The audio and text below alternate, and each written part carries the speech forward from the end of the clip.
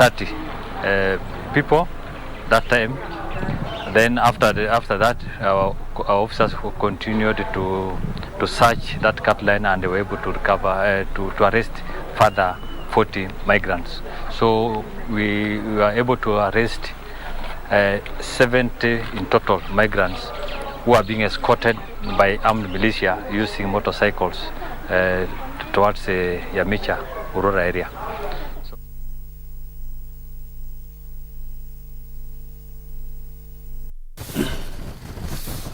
In other news, Kitui County government now plans to fully automate its revenue collection system in a bid to seal loopholes through which funds have been stolen. Governor Dr. Julius Malombe regretted that the county has been losing millions of shillings in local revenue due to perforated revenue collection system.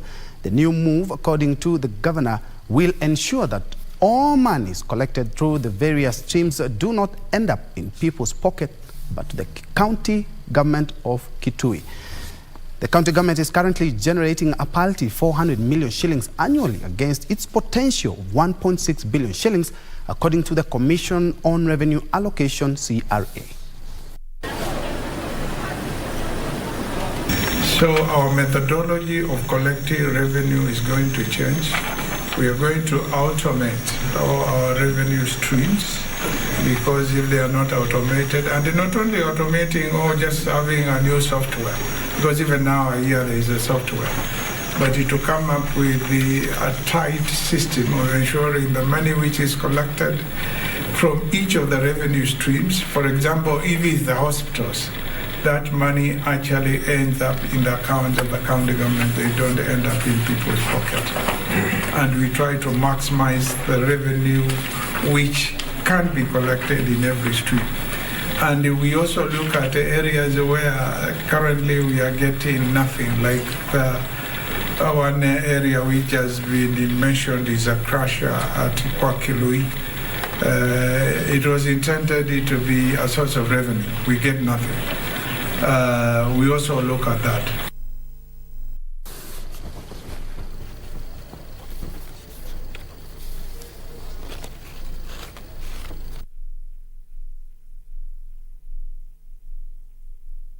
Njue Education Reforms Task Force public participation forums will close on Friday, that is today. Speaking in Nairobi after leading such forums, the chairperson of the task force, Professor Raphael Munave, says the team will present its report to the appointing authority in the next 2 weeks after collating all the views gathered from the 47 counties.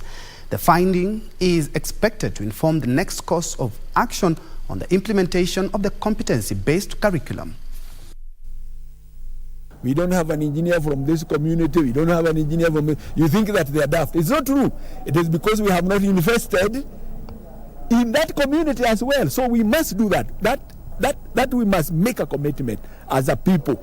Kenya government, ourselves, you know, it is our tax. It's us who have elected them. We must provide money for CBC resourcing in every part of the country. It's one of the best curriculum, but how it was made, it was not all inclusive. The parents were left out in the process, in the entire process. So that's why you see most of the parents are not really very happy about the system. When it is in primary school, than putting classrooms in already crowded secondary school. The parents are also saying, yes, we do, but I'm happy that at least I'm able to interact with my child and so forth. The kids are also saying, yeah, we are happy and so on. But this needs to be digested by the presidential working party. Okay? Listen, interrogate what we have heard, and then make recommendations arising from that. Discuss, we are going to consider all of them by early next week, so that we can come up with full recommendations, at least on the issues that the public has raised. Traders at a market in Githurai, Kiambu County, have protested a scheme by private developers to grab a section of land belonging to the market. They claim The developer has already placed some containers on a portion of the land along the railway line. They urged Governor Kimani Wamatangi to intervene and protect their livelihoods. Sisi wote tunahuzunika kabisa kwa sababu tulitolewa hapa kwa reli na tukaambiwa ya kwamba tuende kuna fence ya kwamba kuna containers italetwa usiku. Na sisi tunaendanga kusunguka na huku kusurura tukitafuta usaidizi. Na watu wengi sana walienda nyumbani juu tulikosa mahali pa kuuzia. Tukafukuzwa hapa kwa reli na ndio tulikuwa tunajitafutia kitu yetu ya kukula kila siku. Lakini vile kulikuja kukapigwa, sisi zote tuliwekwa kando na tukajitoa. Lakini tuliambiwa kuna kuja kutengenezwa hiyo reli na reli yenyewe haijatengenezwa mpaka wa leo. Baadaye kuna kuja kusemekana ati kunawekwa makonteina na wakubwa wenye hatujui, na wenye wanakuja kuweka ni watu wamejisimamia. Sisi hatujajisimamia. Hata turudi pale mtu alikuwa. Sio watu wakodishwe, sisi tuambie tuhame. And away from that, the United Disabled Persons of Kenya, UDPK, under the umbrella of Organization of Persons with Disabilities, OPDS, has called on the government to increase their representation in key government appointments. They say they have been discriminated in government appointments done so far, saying it goes against the spirit of the Constitution 2010. According to Samuel Kafue, a member of the United Disability Persons of Kenya board, people with disability have often been left out in key decision-making tables, majorly due to their poor representation. Disability inclusion in society, and more particularly in the governance of this country.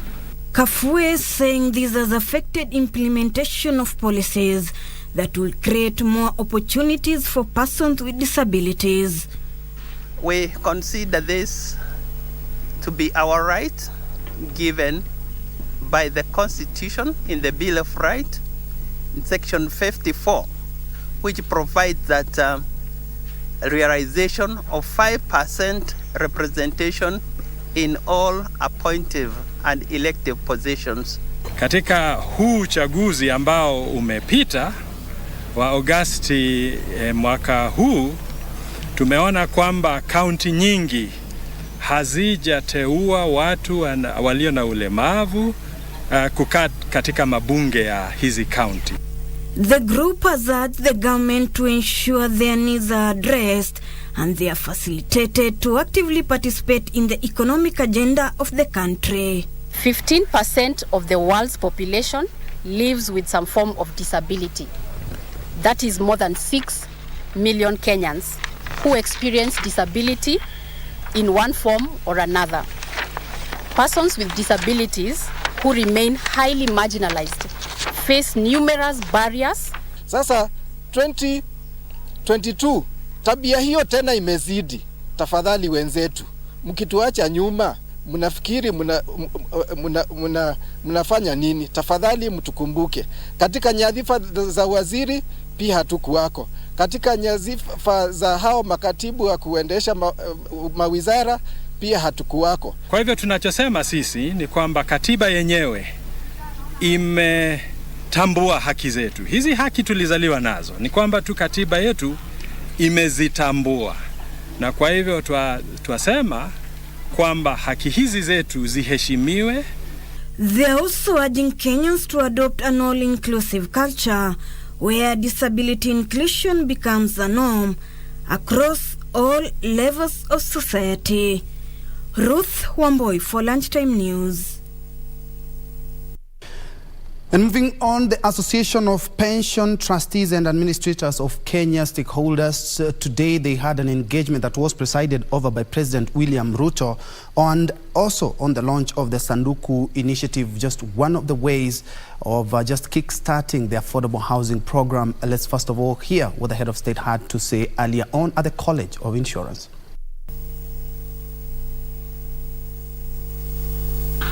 I'm making things easy so that you can invest in and we can all secure the resources of your contributors because they are our collective national resources. We don't want them spent in an inappropriate manner.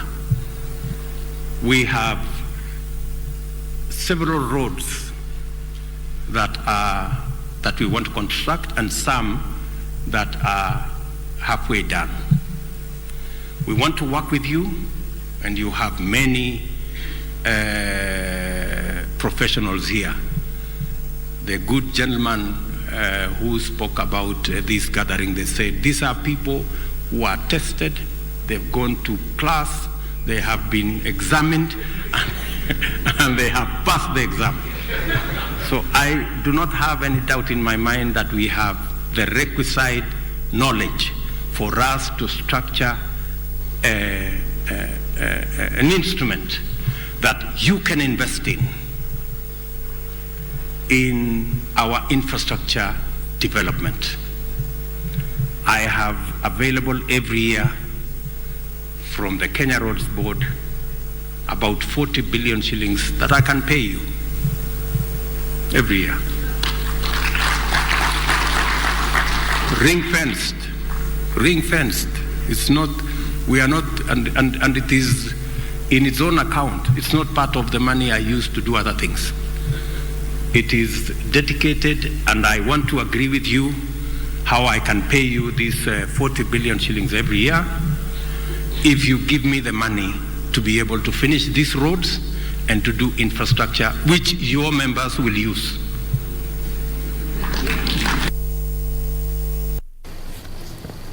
And in other news, Japheth Koome has been sworn in as the new Inspector General of Police. Koome was sworn in Friday by Chief Justice Martha Koome. Koome has pledged to uphold the rule of law in discharging his mandate. Chief Justice Martha Koome urged the new Inspector General of Police, Japheth Koome, to embrace the principles of cooperation and collaboration to ensure the efficiency of the criminal justice sector. I could discuss in the social media that Koome will be sworn in by Koome. The Supreme Court on Friday morning played host to the swearing in of the new Inspector General of Police, Japheth Koome. I, Japheth Koome Njue, having been appointed the Inspector General of Police, do swear that Chief Justice Martha Koome urging the new police boss to lead the police service in participating robustly in initiatives geared towards reforms of the criminal justice sector. All of us, we are actors in the justice sector, have embraced this principle of cooperation and collaboration to ensure efficiency in the criminal justice sector. Koome urging the IG to abide by the oath of office and never depart from the rule of law.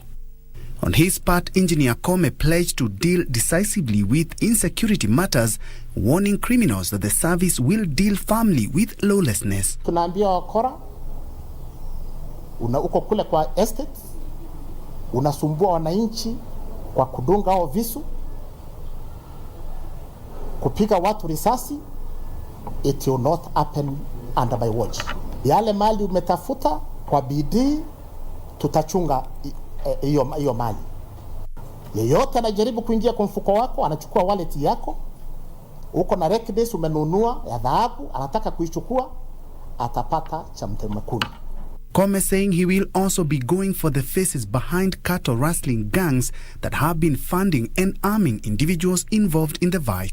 Our strategy now is to target the loans. We are calling them livestock loans.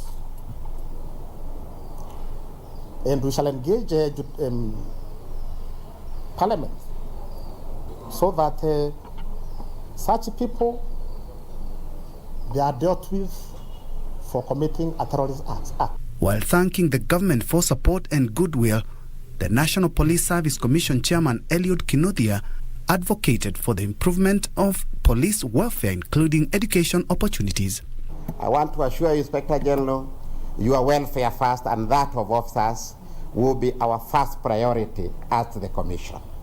And we want to work together to make sure that the issues officers have raised and there are issues that have been there and we need to ensure that they are brought to a conclusion. Kome, the IG, and Kome, the Chief Justice, cleared the air on the resemblance of their names. A lot of issues, very interesting discussion. That CJ, is about a wife and husband, is about a brother and a sister.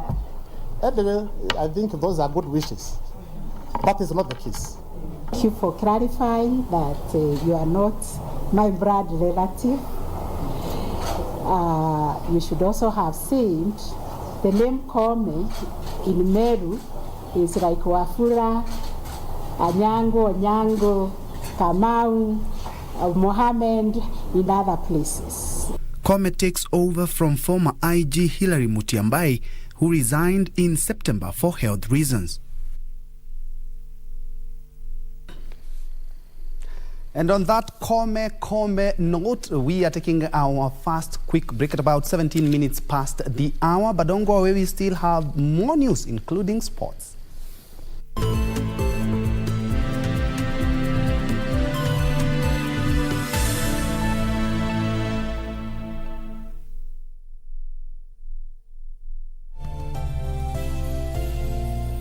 To get the pit as your skiza tune, dial star 811 star 397 hash. You may be in the pit. You do not see how you could get out. But the good news is that you do not have to get by yourself. The Most High God is about to lift you out. He's about to turn the medical report. He's about to free you. He's about to open new doors, bringing new opportunities, new relationships. The pit is not your destination. Get ready to rise. To get the pit, dial star 811 star 397 hash. Star 811 star 397 hash.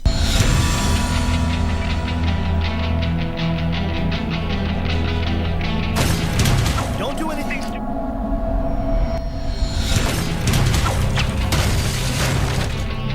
You are under arrest for drug trafficking. Run him in acid. Yes, sir.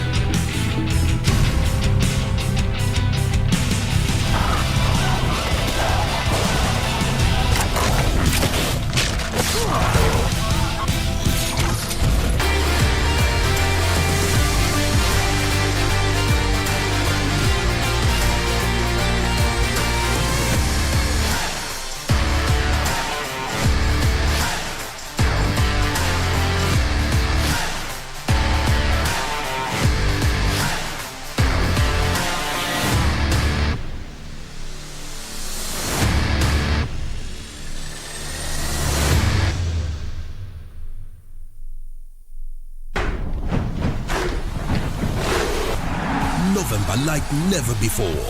Mouth-watering programs.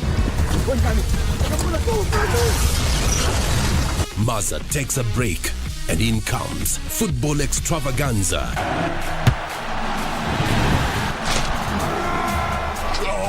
And a bouquet of the best of movies from the Orient lined up for you. Oh yes, November 2022 is like never before. Only on KBC Channel 1.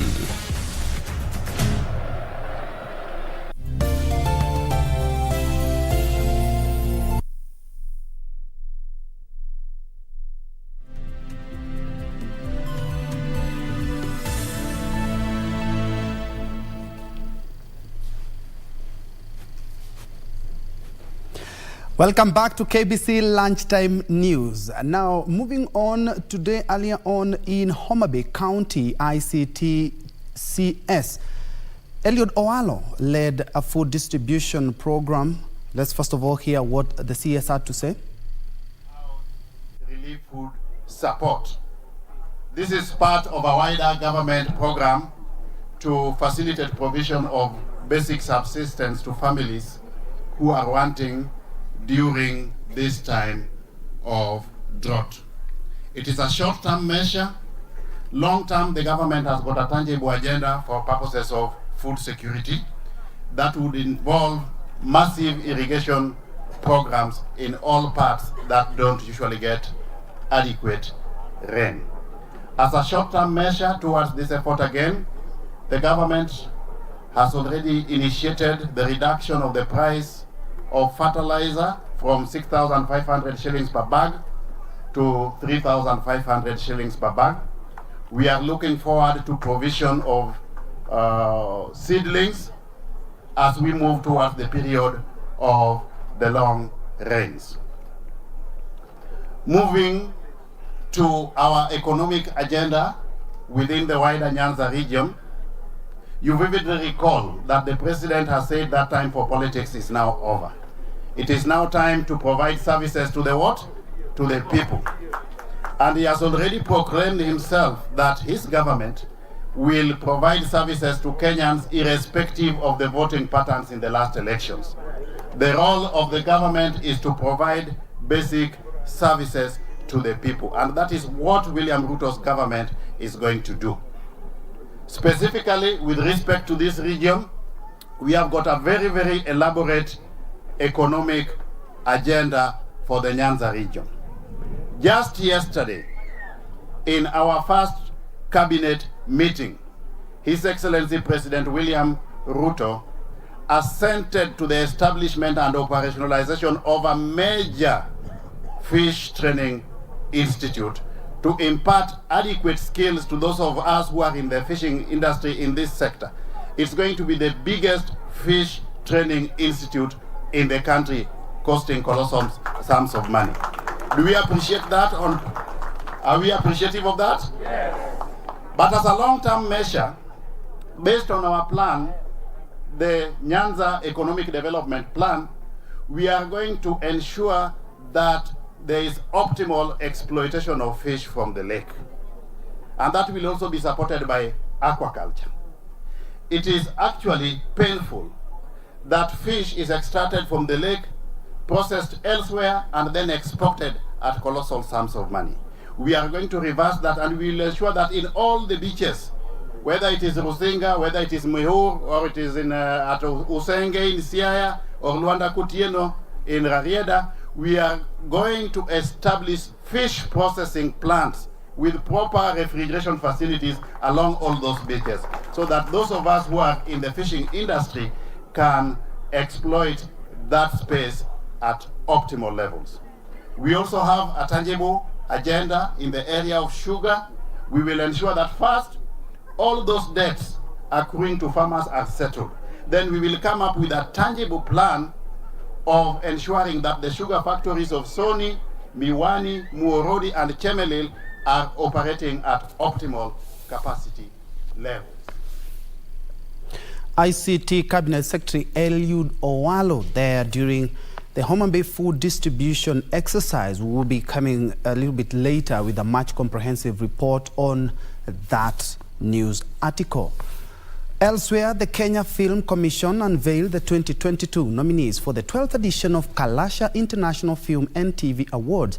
This year's 217 films were submitted in 1,204 categories. The number of films submitted has gone up with notable improvement in script writing, structure and storytelling. Kalasha Film and TV Awards, an initiative of the Kenya Film Commission, seeks to recognize talent in the different facets of the film and TV industry. Edition of Kalasha International Film. Speaking at the nominee unveiling event, the judges panel noted that this year saw the number of submitted films go up compared to the 149 films submitted last year. The country has experienced tough economic times, so it was thus exciting to be able to see the vast amount of entries, which is an indicator that the industry is still alive and thriving, in spite of the aforesaid challenges experienced within that period. They further added that there was a notable improvement in script writing, with some films doing very well in structure and storytelling. As the industry continues to grow and expand, we were able to observe that overall the cinematography, the production design, editing, scripting, and storytelling, sound and other technical aspects have vastly improved. Kenya Film Commission CEO Timothy Owase noted the submissions received were competitive and showed huge potential in the Kenyan film industry. The aim by Kenya Film Commission is to create room where we can be able to celebrate these artists, other than just celebrating, to also give them a motivation for high quality productions, to create competition among the practitioners so that we are able to get quality productions every year. He further observed that the Commission is continuously boosting a vibrant local scene by encouraging healthy competition amongst filmmakers, urging them to continue creating authentic films in the country. Kalasha is just one of the many programs that Kenya Film Commission undertake. We build capacity through trainings, we promote audience development, thereby encouraging a screening culture in the country, and also encouraging filmmakers to tell their authentic stories in the country. This year's Kalasha Awards have 39 categories, with an addition of 9 new categories that include Best Regional Film, Best Documentary Short, Best Documentary Feature, Best Makeup and Hairstylist, Best Costume Designer, Best Supporting Actor in a TV Drama, Best Supporting Actress in a TV Drama, Best Viewer's Choice Feature, Best Viewer's Choice TV Drama. The Kalasha International Film and TV Awards Gala is scheduled to take place on Saturday, 3rd December this year.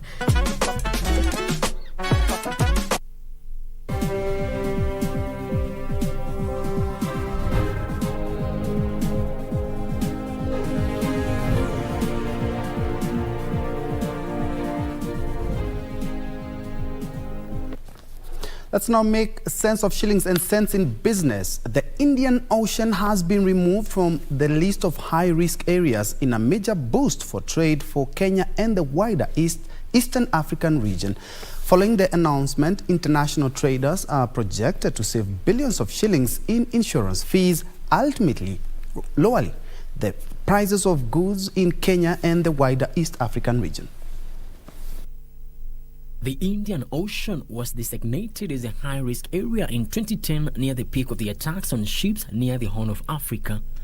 Piracy had dominated the region in 2011, where huge numbers of people were held hostage by pirates. However, business partners in the Indian Ocean can now breathe a sigh of relief after the Best Management Practices BMP5 removed the region from the list of high-risk areas. The decision was arrived at after an analysis conducted by the BMP5 showed that incidents of piracy and armed robbery in the region reduced by approximately 22% compared to the same period last year. In a statement, the Ministry of Foreign Affairs applauded the international community's effort to provide continued support to member states in the Western Indian Ocean and the Gulf of Aden in order to build capacity and make an effective contribution to combating and deterring piracy in the Western Indian Ocean, among other maritime security threats. The ministry further says that Kenya is aware that a number of other maritime security issues, such as smuggling, illegal fishing, and other maritime crimes, pose threats to regional security, and Kenya remains at the forefront of ensuring sustainable approaches to address the root causes through regional mechanisms. The government has deployed a visibly increased security presence, including deployment of the Coast Guard to keep Kenya's waters safe. Frederick Mwoki for Lunchtime News.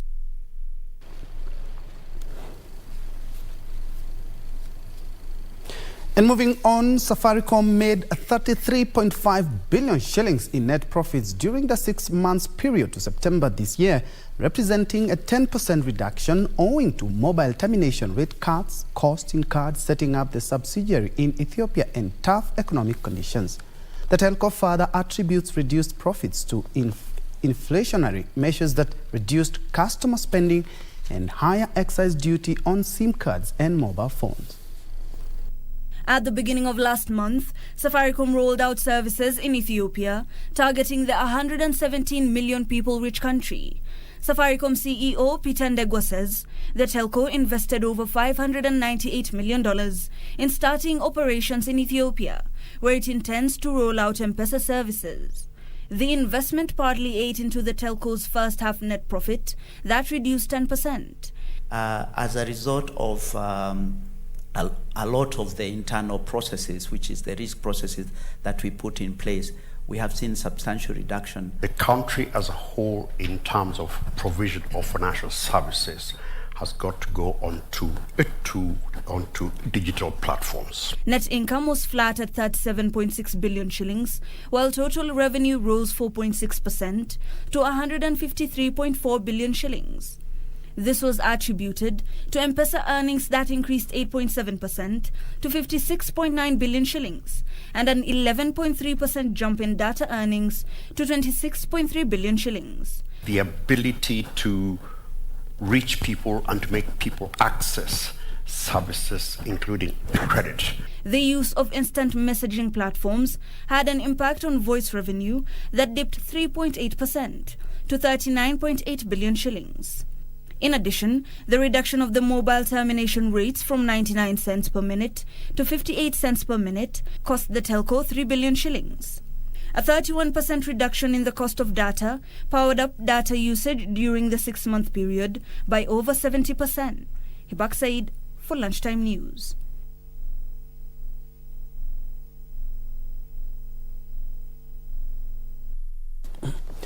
A Turkish juice production company is stepping up efforts to turn rubbish into wealth by using fruit waste to generate electricity so as to cope with the predicament caused by soaring energy prices across the globe.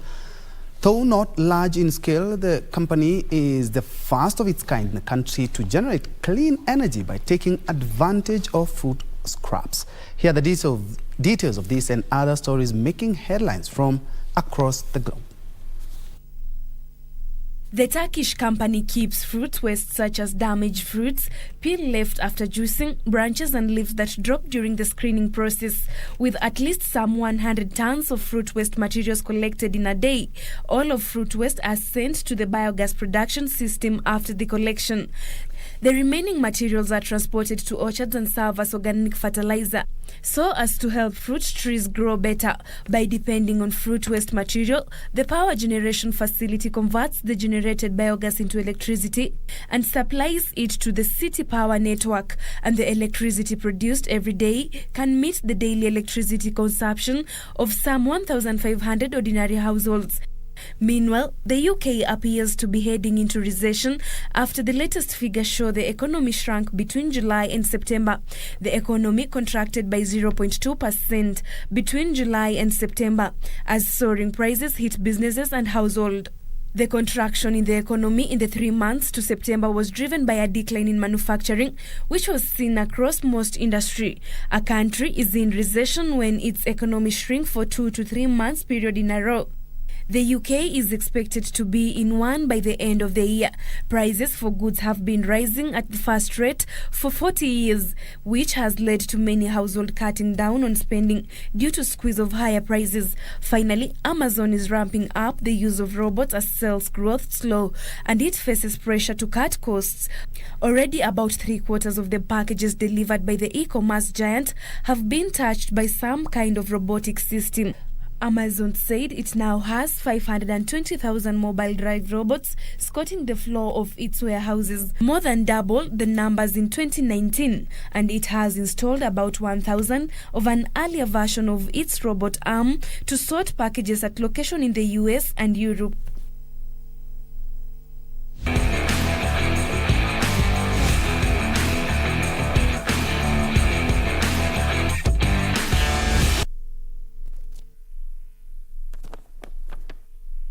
And a very good afternoon to you. My name is Daniel Wahome. It is time to get the sport, and remember, World Cup, iko KBC.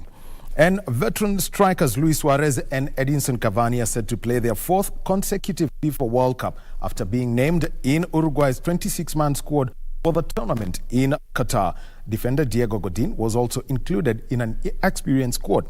3 Premier League players who have been selected by the South American side, who won the 2 of the first 4 World Cup titles, Liverpool striker Darwin Núñez and midfielders Rodrigo Bentancur of Tottenham Hotspur and Manchester United's Facundo Pellisteri are all in. Key defender Ronaldo Araujo of Barcelona has been picked despite having thigh surgery in September.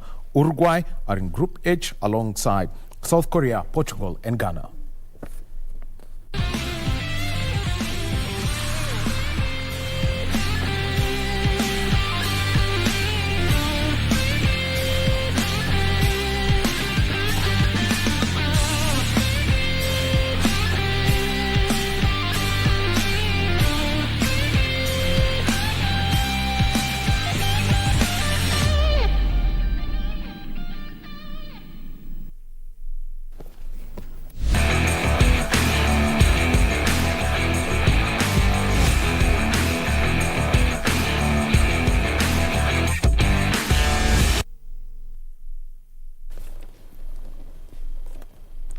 All right, so that's the sport, and remember that from the 20th of November, KBC will be busy with the World Cup, bringing you all the events happening in Doha, and also all the activities of all Kenyans will be watching. Remember the opening ceremony, 5:30 p.m. The opening match, Ecuador versus Qatar, is going to be at 7 p.m.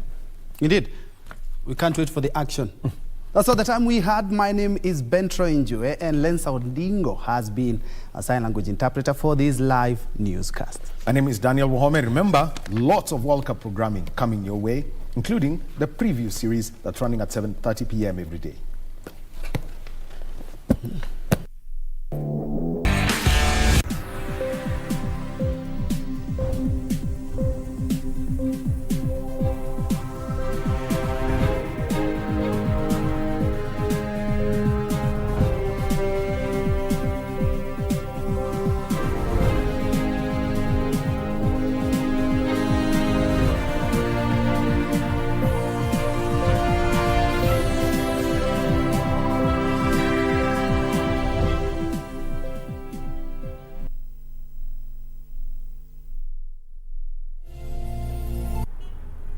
There are days when you think, oh, leo na deserve, so order a Glovo.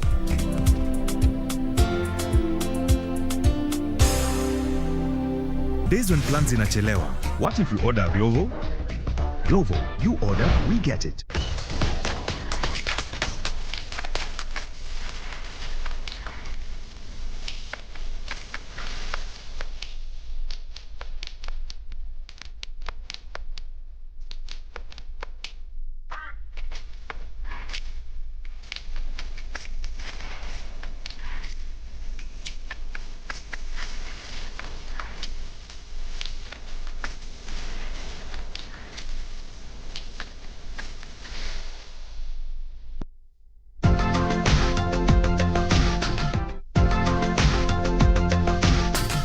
Timely change of the colostomy bag is important to avoid infections.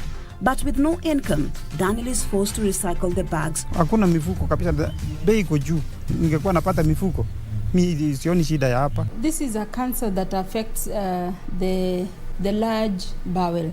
Nilo nilikwambia kale kasema kwa shamba. Hiyo pia naye ndio niliuza. Iti niokoe maisha yangu, lakini sasa mahali imefika naona sasa hiyo ndio ni mahali imefikia kuambiwa niche ningolewa hii sehemu alafu nibaki na hapa. Currently patients have challenge accessing those colostomy bags.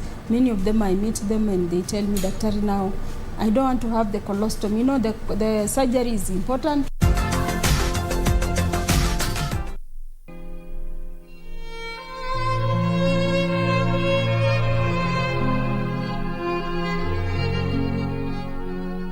Nero ukwe maskini lakini ukwe mzima. Ukiwa na health mzuri, shukuru Mungu. Some of them don't even understand the kind of sickness that they are suffering from. But thank you because through Mama here, we have seen the hand of God. Nashukuru, nilitibiwa, sasa naendelea kupona. Lakini mlisupport, nikaweza kupona, sasa niko na raha. Mungu awabariki. Nilikava kabisa, niko na furaha sana. The only show that is transforming lives.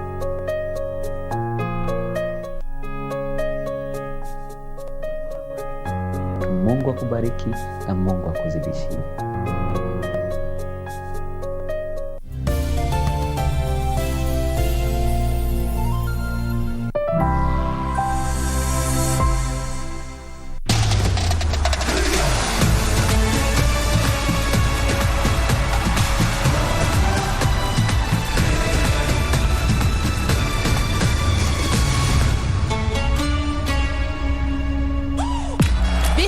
On the FIFA World Cup Qatar 2022 preview series. They secured their 5th consecutive appearance in dramatic style. It's Australia.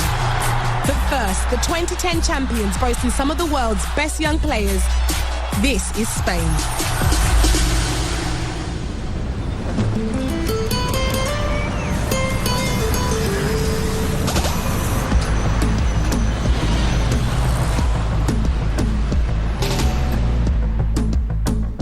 Nosotros en España, por nuestro pasado reciente, se nos exige hay que ganar, hay que ganar, hay que ganar.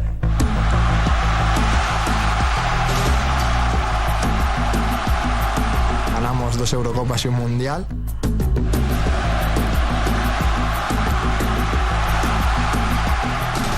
aficionado español siempre aspira a lo máximo y yo creo que debe ser así.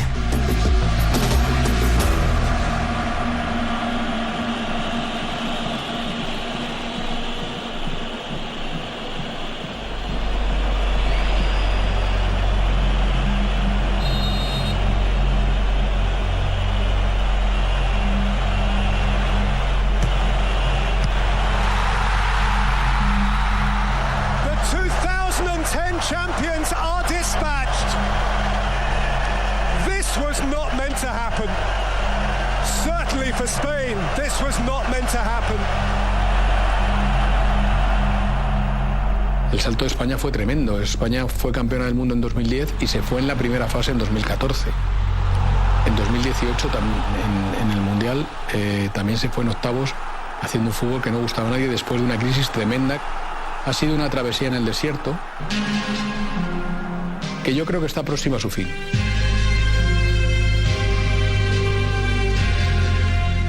En España la estrella es el seleccionador, es Luis Enrique.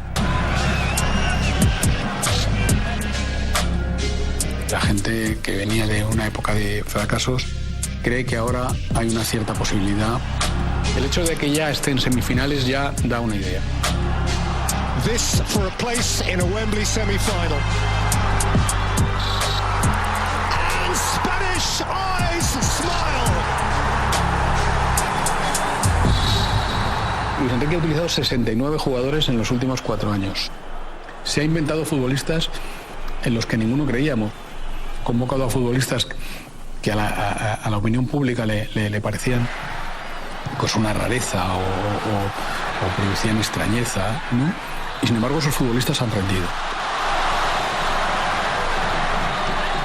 Bueno, el míster ha dejado claro que trabaja con un grupo amplio de jugadores, que no le importa la edad. Y en este caso los jóvenes ya yo creo que va cambiando, ¿no? Ahora los jóvenes cada vez van empujando desde antes y si están aquí es porque lo merecen.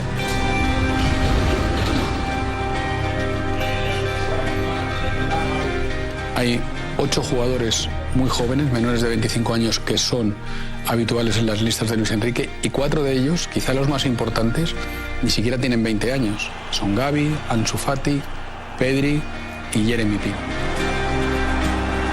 No te voy a mentir, antes del europeo, cuando teníamos la lista de 23 jugadores, mirábamos el número de internacionalidades y asustaba un poco. ¿Serán capaces de competir cuando llegue el europeo y sientan un país detrás? Porque esto se siente. Ahora mismo tenemos una selección, 30-40 jugadores que podrían venir a la selección con plenas garantías, muchos de ellos muy jóvenes. He hablado mucho de la Masía de Barcelona como gran escuela del fútbol español, pero la gran escuela de verdad del fútbol español a nivel de selecciones está en la Ciudad Deportiva de Las Rozas.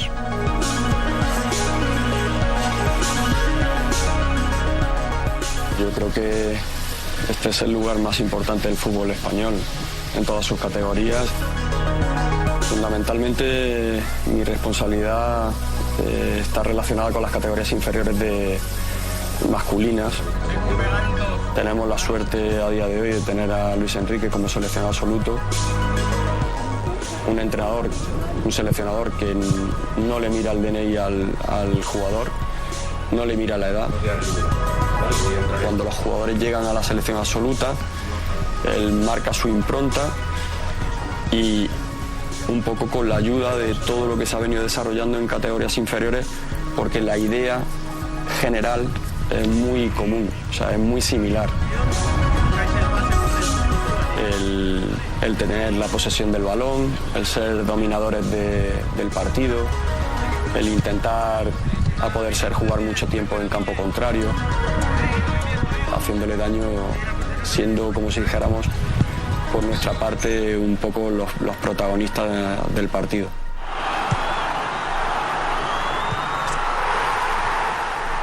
Entonces, bueno, tenemos más que comprobado que jugadores jóvenes que han estado estos años en categorías inferiores con nosotros están ofreciendo un rendimiento extraordinario con nuestra selección absoluta.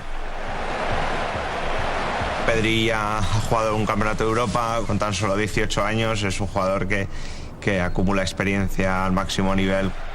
Son jugadores que son no solo futuros sino presentes de la selección. Por supuesto, pues últimamente el que más ha sorprendido ha sido Gavi, ¿no? Es capaz de salir a un terreno de juego, enfrentarse a esos contrarios con tanto poderío en todos los sentidos, físico, futbolístico.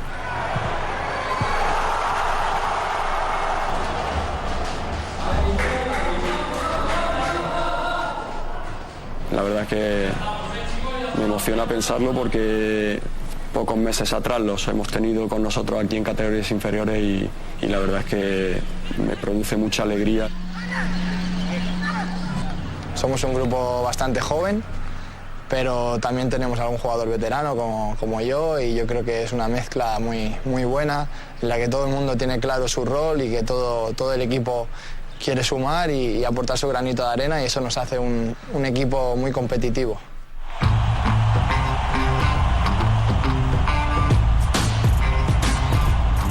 De la vieja generación queda ya muy poco, pero también son jugadores importantes. Busquets es el único jugador que sobrevive de aquella generación que ganó el Campeonato del Mundo en Sudáfrica en 2010. Bueno, es ley del fútbol y casi de la vida también, ¿no? El que los años pasan para todos. Yo en aquel momento era, si no el más joven, de los más jóvenes de la selección campeona del mundo, y ahora soy de los más veteranos, así que muy orgulloso de haber podido vivir esa etapa y mi trayectoria en la selección con muchísimos partidos y muchísimas fases finales. Intentar aportar mi granito de arena, no solo como capitán, que también lo soy, sino también como un jugador con experiencia. Cómo controla el partido, cómo controla los espacios, el tiempo, siempre ayudando, es un jugador único. La verdad que en la posición que juega ha cambiado la forma de entender el fútbol.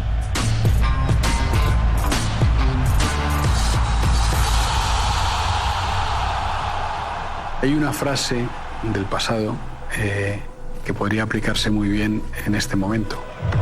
Si miras el partido, no ves a Busquets. Pero si miras a Busquets, ves todo el partido. Y eso define ese jugador panorámico, podríamos decir, que tiene la selección española.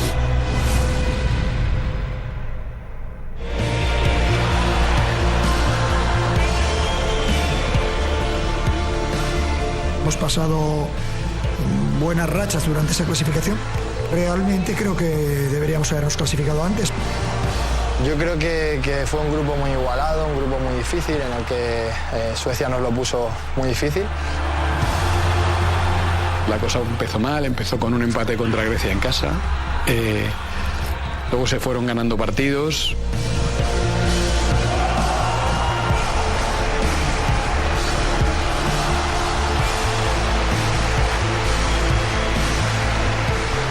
Pero bueno, tuvimos que llegar a la última jornada para poder saber si España se clasificaba o no. Es decir, cuando ya te lo juegas todo a una sola carta, ahí España la verdad es que hizo un muy buen partido.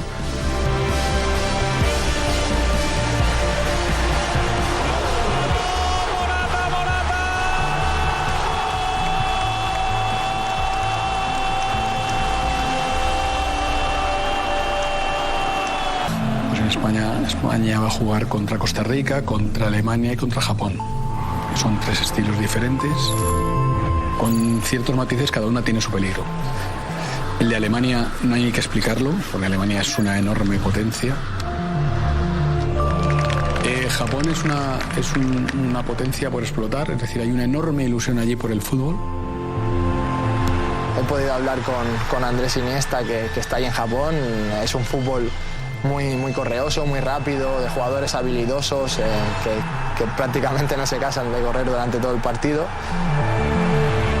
Costa Rica también, un equipo difícil, son partidos complicados, así que tenemos que prepararnos de la mejor manera y respetar a todos los equipos para acabar primeros del grupo, que ese debe ser nuestro objetivo, y sumar todos los partidos en victoria, aunque no va a ser fácil.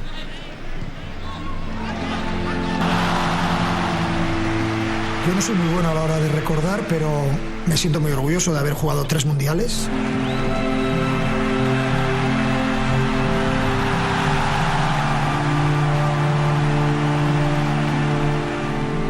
Yo intento como entrenador no contar muchas batallas del abuelito, porque el abuelito en el año 94, te puedes imaginar, o mi último mundial en el año 2002. Pero la ilusión de tu primer mundial es única. Es algo que, viendo el espíritu y el carácter que veo en el equipo y en los jugadores, es algo que nos va a encantar. Muy ilusionado. Gracias.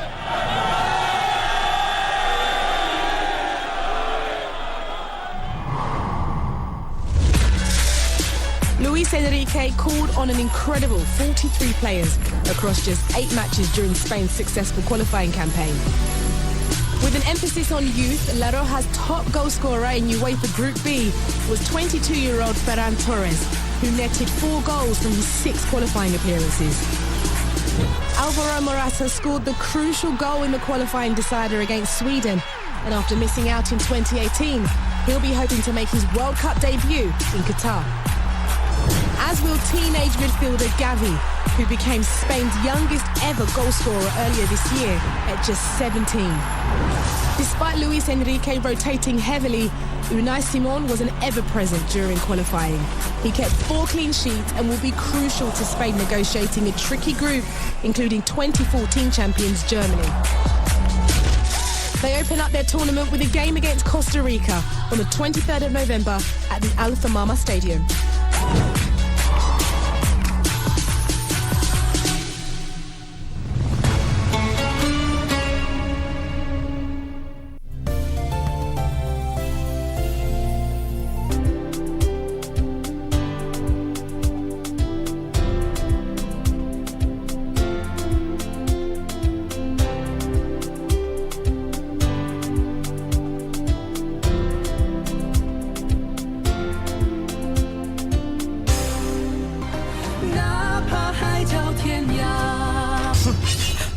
Rodar, please don't. Can you not see he aims to kill us? No, don't. This is our only chance. We can't fight with them. What are you doing sitting here next to me? I was just worried that you'd be too weak to hold the brush. Genova! Jem, take Ali to his quarters. Genova! Yes. Genova. I love you. 哪怕海角天涯。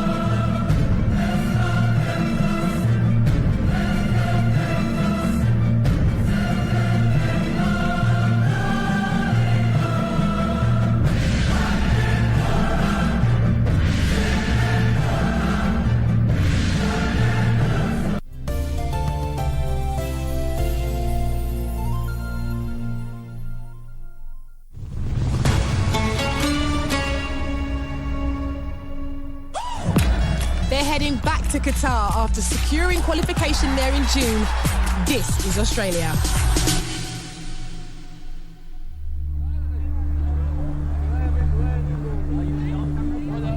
Australia-Peru, it's the intercontinental playoff for a place at the World Cup. We're out here, we support Australia, and listen, we know we're underdogs, we know there's not much of a chance happening, but look, sometimes in life, you have to believe. You can't help but see some of the things that were put out there and saying that who is Australia, do they even play football? That kind of gave us a little bit of a lift to say, okay, we'll prove you wrong. Going in there and knowing that there was going to be 12,000 or 13,000 Peruvians that were going to travel. We know how good South Americans are, so we knew we were up against it. But one thing that we do have in this squad and this whole group is belief.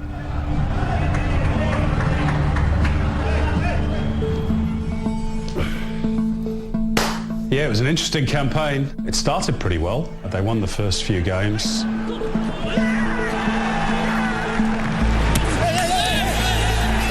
And around the midpoint of the campaign, 18 for Russia, it sort of fell apart a little bit. Draws against Oman, against China, and then at home to Saudi Arabia really put the skids under the automatic qualification campaign. It's been a really tough year. We played 16 out of 20 of our World Cup qualifiers away from home.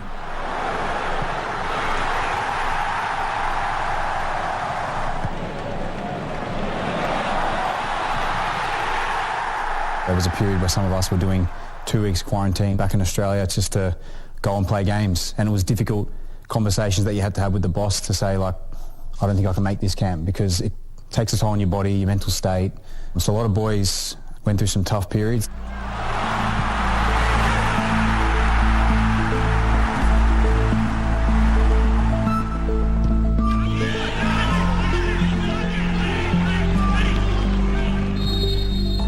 It's the second time in a row that they've had to go through the intercontinental playoffs.